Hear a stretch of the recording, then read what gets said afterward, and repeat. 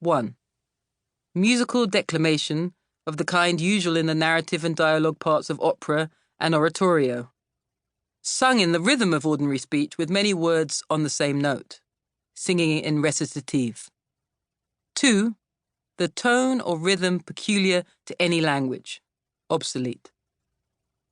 The music of Morrison begins in ordinary speech.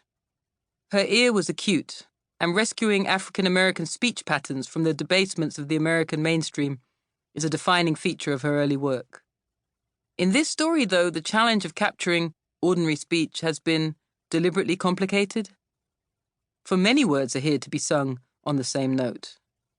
That is, we will hear the words of Twyla and the words of Roberta, and although they are perfectly differentiated the one from the other, we will not be able to differentiate them in the one way we really want to. An experiment easy to imagine, but difficult to execute.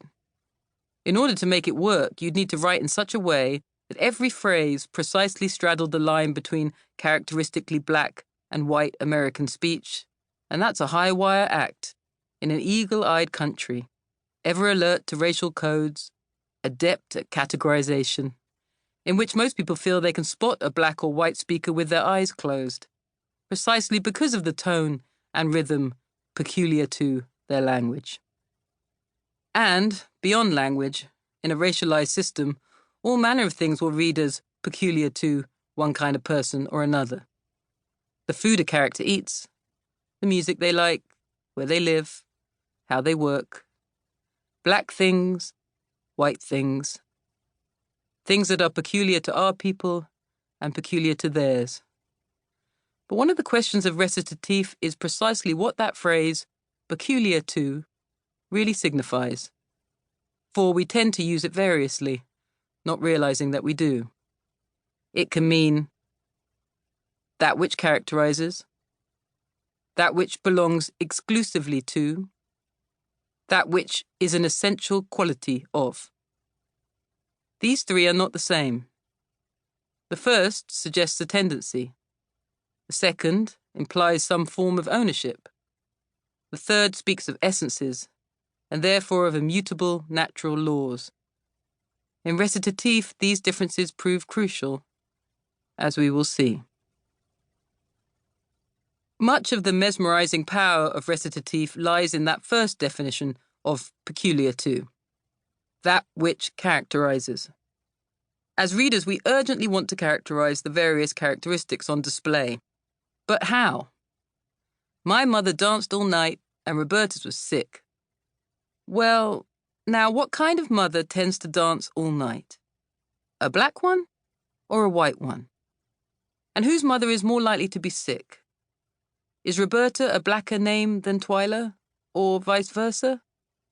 And what about voice? Twyla narrates it in the first person, and so we may have the common sense feeling that she must be the black girl, for her author is black. But it doesn't take much interrogating of this must to realize it rests on rather shallow autobiographical ideas of authorship that would seem wholly unworthy of the complex experiment that has been set before us. Besides, Morrison was never a poor child in a state institution. She grew up solidly working class in integrated Lorraine, Ohio. And autobiography was never a very strong element of her work. Her imagination was capacious. No, autobiography will not get us very far here. So we listen a little more closely to Twyla.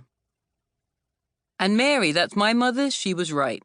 Every now and then she would stop dancing long enough to tell me something important, and one of the things she said was that they never washed their hair and they smelled funny. Roberta sure did. Smell funny, I mean.